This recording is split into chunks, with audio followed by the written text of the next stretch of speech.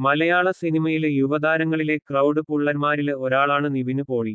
എന്നാൽ കഴിഞ്ഞ ഏതാനും വർഷങ്ങളായി അദ്ദേഹത്തിന് പറയത്തക്ക ബോക്സ് ഓഫീസ് വിജയങ്ങളൊന്നും ഉണ്ടായിരുന്നില്ല. കൃത്യമായി പറഞ്ഞാല് 2019-ല് എത്തിയ ലവ് ആക്ഷന് ഡ്രാമയ്ക്ക് ശേഷം. എന്നാൽ ആ ബോക്സ് ഓഫീസ് വരൾച്ച നിവിന് പോളി അവസാനിപ്പിച്ചിരിക്കുന്നുവെന്നാണ് ഏറ്റവും പുതിയ റിപ്പോർട്ടുകള്. നിവിന് പോളി നായകനായെത്തിയ സർവ്വം മായ എന്ന ചിത്രത്തിലൂടെയാണ് അത്. ക്രിസ്മസ് ദിനമായ ഇന്നലെ എത്തിയ ചിത്രം അഖില് സത്യന് ആണ് സംവിധാനം ചെയ്തിരിക്കുന്നത്. ഇപ്പോഴിതാ ചിത്രത്തിന്റെ ആദ്യ ദിന ആഗോള കളക്ഷന് കണക്കുകള് പുറത്തെത്തിയിട്ടുണ്ട്.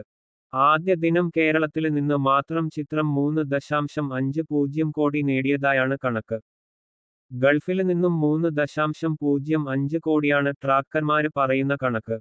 ഇതര സംസ്ഥാനങ്ങളില് നിന്ന് 40 ലക്ഷവും ആദ്യ ദിനം ചിത്രം നേടി. നോർത്ത് അമേരിക്കയിലും യൂറോപ്പിലുമൊക്കെ ചിത്രം റിലീസ് ചെയ്തിട്ടുണ്ട്.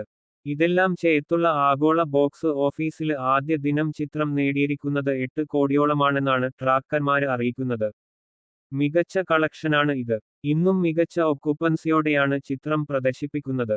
ടിക്കറ്റ് ഡിമാൻഡിനെ തുടർന്ന് കേരളത്തില് ചിത്രത്തിന്റെ ഷോ കൗണ്ട് വരിപ്പിച്ചിരുന്നു. ശനി, ഞായര് ദിനങ്ങളിലും ചിത്രം വന് നേട്ടം ഉണ്ടാക്കുമെന്നാണ് അനലിസ്റ്റുകളുടെ പ്രവചനം.